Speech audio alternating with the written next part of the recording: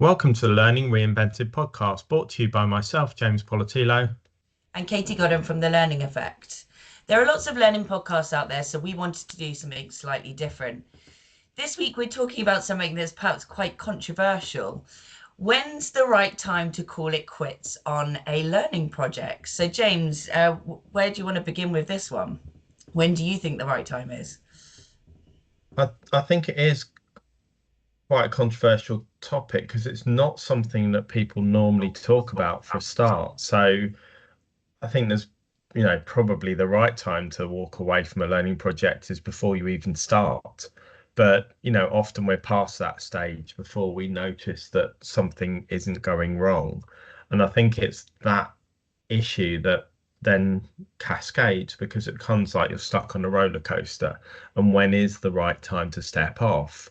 So I know I've been on projects before and you feel that you're so invested in them and there's so much going on with that project that you don't really properly consider whether you are doing the right thing. You're just in project delivery mode. So I think in terms of the right time to step back from a project is if you're objectively looking at it at any stage and thinking this project is not going to deliver benefit, or the cost and distraction of this project is more or even nearly as much as the benefit that it may deliver, because again you may not foresee all of the disruption you're going to take. So I think it's that point where it does become, we're delivering this, we're not really sure, it's getting less and less clear. And I don't know if any of our listeners have been in projects like that, where the further you go down the track, the project becomes less clear in its deliverables, less focused because more people are getting involved, or you're dealing with more and more issues rather than focused on that end goal of what you're trying to achieve. What do you think, Katie? Yeah, I completely agree with you. I think things can spiral, and we can often get stuck in too much detail perhaps, and then things escape from you, and you end up kind of doing things that you perhaps hadn't scoped, or you go in different directions. I think it's really important when you are doing these projects, especially when it comes to sort of tech implementations and big projects that impact the whole business, that you've always got that constant of what are you trying to deliver, what is the scope of this project, and breaking it down as well, so you're not delivering absolutely everything all at once. You're delivering an MVP to begin with, and then you can take it from there once you see it can work. I think that's sometimes where people get stuck. They're trying to deliver absolutely everything and engaging all their stakeholders. They're running out of resource because you haven't got enough people to deliver all of those bits that you promised out to people. Timelines get lost. BAU work also impacts this. So, sometimes you've got BAU work and big projects that sit outside the project you're working on that are reliant on your project. So everything's getting pushed. Everyone kind of goes into a panic. And that's where you kind of get lost, and that vision gets lost. I think that's where it's really important to keep that, and have those regular meetings, and have people that are from outside the project as well involved, that aren't in the day in day out work side of things, so they can kind of help you keep on track and steer you in the right direction. But there's lots of things that also can impact it in regards to sort of cost and other things as well. So is it worth the investment that you've already put in? Is that going to be worth the investment that perhaps is ongoing that's required to maintain that project? Are you going to have to get loads of resource in to maintain it when it goes into BAU, or is it easier just to go, look, this isn't working, this isn't the right thing for us, and call it quits there and kind of cut that loss rather than reinvesting to something that's not going to work? There's lots of different things that can impact this. I think it's really interesting to think about where the projects come from, because I've seen those external factors have both a positive focusing effort and also a negative focusing effort. So remember back to one of the first learning type projects I did was back in the end of the 1990s when we had the millennium bug coming at us. So for those of you who are old enough as I am to remember the millennium bug, nothing to do with COVID, but this was a computer virus basically based on the fact that early computer systems didn't account for the fact that we would go from 19 something to 20 something. And therefore, there was this whole push to change lots and lots of systems. And a lot of it was sort of marketing around, let's get new systems in, let's remove all risk and lots of things around that. But I was working at Selfridges at the time and we had to change, and I say had to, I wasn't really high up enough to know whether we really had to or not. But the message became we had to change all these systems before the millennium because otherwise we wouldn't have been able to operate. And it was a great opportunity to modernize the business. So I spent 6 months of my life doing system training on tills and associated systems of rolling out and implementing that to a set of people. And because we had this impending deadline we had to hit, it created focus. It created things that we could drive the project forward. It created quick decision making. It created buy-in from across the business. So it created that positive focus and it did seem to add value. Now, if I'd sort of taken that and then rolled it forward into other projects I've seen, sometimes those impending deadlines haven't really created the same amount of focus. They've just created pressure because there hasn't been that focus on the deliverable and what we were really trying to do. There was just an impending deadline of if we don't, for example, switch out this system by this date, then we're going to have to pay for another year of this system. And it becomes, and you step back and look at that, and sometimes that seems like insanity because the amount of disruption you're causing to businesses to force something through. And what that can do is push you into timescales that are unreasonable, unrealistic. So you might find each stage of the project gets squeezed.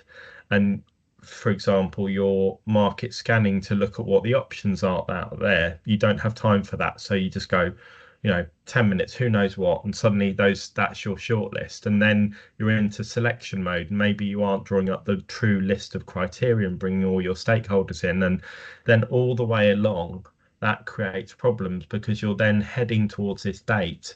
And then suddenly the stakeholders appear who've got different views. And then your project scope creeps because you haven't got that right. So I think sometimes those external pressures, which can be used, it's almost like a Trojan horse to get a project moving and have momentum, can ultimately become the thing that derail it because you're heading towards that deadline. And like you said, Katie, you're trying to do everything. You're not just trying to do an MVP by then, you're trying to do a big bang launch rather than a phased launch. And often that's about saving the duality of paying for two different systems at a time. When if you look at the overall cost, that's an insane financial metric because of the amount of extra disruption you're building into the business and extra cost just to hit that deadline. So I think it's really interesting to think about those dynamics outside the project and that are driving what you're doing as well. Yeah, definitely. And I think when you're rushing things as well, you're often at risk of potentially having sticking plasters on things that you might not necessarily have wanted to have sticking plasters on. So for example, if you're setting something up, it's in a rush, you haven't thought it through properly, it'll do part of the project.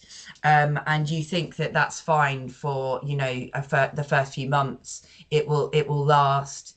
You often find that that will stay like that forever because it's extremely difficult to go back, review and unpick processes that you've already put in place because they often impact other processes, whether that's people people using the system, whether it's other teams using the system, their processes.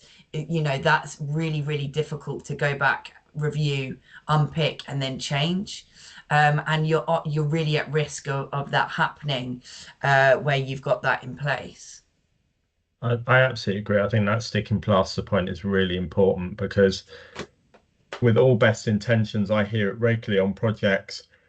We'll do this for MVP, but they have no resource, intention, time or focus to ever get past MVP, and therefore the project never realizes its full potential because you've taken an MVP approach with a perfection mindset or in a culture that expects perfection. And we see this where IT teams have gone for this sort of MVP, minimal viable product rollout, get something in, learn, iterate, grow. But an operational business is thinking, well, the first time you deliver this has got to be perfect. You can't experiment on my people. We expect this to be perfect. And those two mindsets clash in terms of those projects maybe not going to deliver what everyone wants or be set up for success.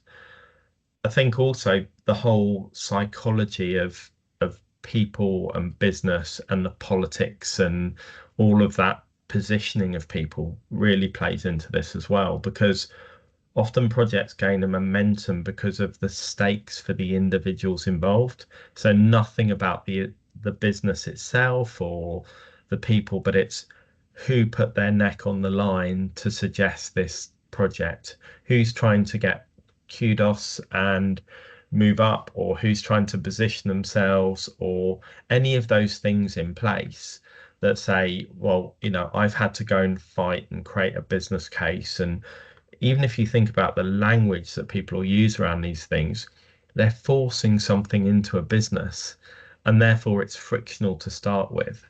And you get friction all the way along that. And then this person is created themselves something they can't step back from because we're not very good in business.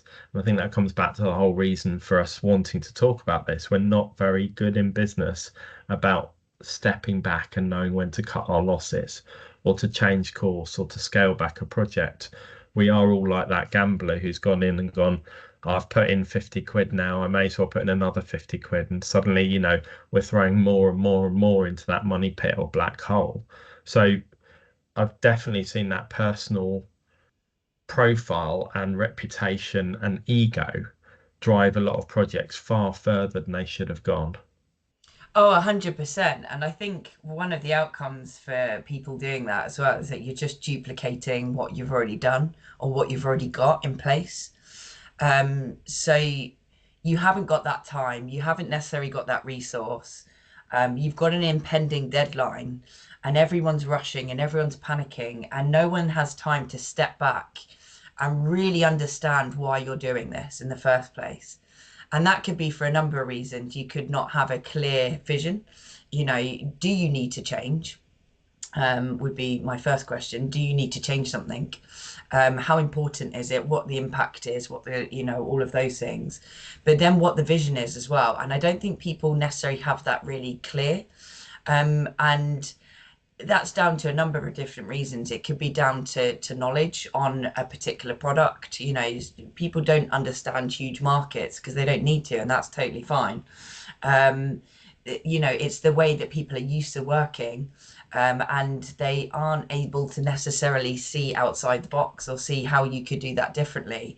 So often you find people tend to just duplicate what they're doing. So they go from one system to another system, or one process to another process, and it's exactly the same essentially. It just looks slightly different. It might look a bit newer. There might be ever so slightly different processes, but essentially the fundamentals there are the same. And for all the reasons everyone fed into the business, whether you're going to make things quicker, you're going to make things easier to find, all of those benefits of how how that process or new project got sold into the business, they often don't meet those targets, because you're just doing exactly the same as what you were doing before. It's just on a newer, sparklier system or way of working or whatever it might be that you're delivering. So, I think it's that clear vision piece. It's not in it for yourself. It's having the time and not setting those impending deadlines that are really pointless. Sometimes you're going to have deadlines and you need them because otherwise you're going to get a project that probably never finishes. And it's having that clarity as a whole. and having those right people in the room that are on board with that, and working in, I think a phased approach is always the best approach, because you have got time to test and learn things, you've got time to change things, you're not so set in stone with everything. I think it's really important to pick up those points you said around getting that purpose right, getting that vision right, knowing what it is you're trying to achieve, because we are driven by often external factors, ill-conceived thinking about the projects we're trying to do. So, for example, there becomes a fad out there. So I know I've been guilty of getting wrapped up in this of learning for all, because there isn't learning for, there's very focused learning, but there's whole swathes of the population out there who are often missed by a business. So that's a really good ethos to have about trying to empower and develop your own people and give everyone the tools and knowledge and learning they have to be their best. I mean, it logically makes a lot of sense. However, if your business doesn't really buy into that or have the time for it, you can be forcing this ideal into a business because you believe it as a learning team. Or you might have um, someone, senior or external, or people are swayed by the sages on the stage or the market experts who are ultimately trying to market a product, but they're talking about these things and you feel the fear of missing out. So therefore becomes this project with all great intentions that's sold, but you haven't really thought through from that top line vision through reality of what works here. And that's where you maybe end up with an LXP that's just spraying content out. So we've got a library of 1,000 items that's there is learning for all. We've sort of achieved an objective, but we haven't really thought through what that means. And therefore, this slightly mystical vision you're trying to achieve disappears because the reality of the project isn't what the business needs. It hasn't come from the business out, it's come from some sort of methodology or ethos or external forcing of your ideals into the business. And I've seen that happen not just in learning tech, where we spend a lot of time talking, but in all sorts of learning projects and other projects. It's quite often, you'll get a leader come in and they see a cultural problem in their business, or they want to change the way that we operate or our leadership style or how our managers engage with the business. And they'll conceive these huge change or transformation programs or leadership workshops that roll out for everyone across the business. And I've been and seen those where it's patently obvious to everyone in the business that a month into running these sessions, they're having no impact, or they've been clearly ill designed or conceived for the business.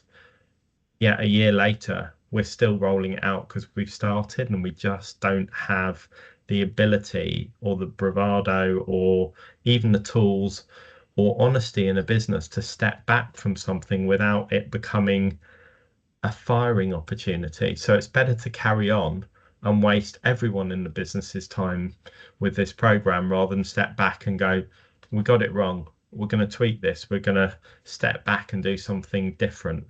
I've seen that happen a few times in my career, but not as often as it should have done, in terms of people step back and be able to hold their hands up and say, we're going to pause this. And then if that does happen, you've still got that sort of gossip and the knives out for those people. We're not very mature in saying, actually, that's a really positive thing to do rather than a negative.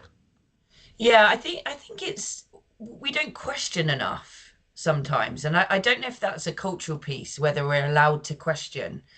If someone does come in with an idea, and it's from, generally people come in with ideas because of a reason, whatever that might be. Like you said, if it's a cultural thing, whether we need to improve our management style, whatever that might be, whether you're putting in a new learning system, blah blah blah. But there was an idea behind it, but just because one person says that we've got to do it this way because I've seen it work over here and we want to copy and paste that, I think sometimes we're often, depending on who that person is, we're often a bit scared to question or understand more and be curious. And we often just go along with something because someone else has given that idea, and they might have that bravado, that status, whatever, and we think we have to do that. And I think that's really sad that we don't question our curiosity, and we don't discover more, and we don't find out, because I think you could have iterations of perhaps their idea that might work then, and that might fit with your culture, if you explore that option. And I think we don't do that. We don't I often find that we don't necessarily work collaboratively. You can have discussions, you don't always have to be right. And often those discussions lead to better ideas because you're bouncing ideas off lots of people. And it's a real shame that we don't encourage more of that in organizations and let people do that, because we're putting time constraints on too much. We're making sure, like you said, we're holding people to this level of perfection that doesn't really exist, because you'll never reach it, because it's sort of impossible. But you've put all these constraints of people as well, that's kind of never going to happen.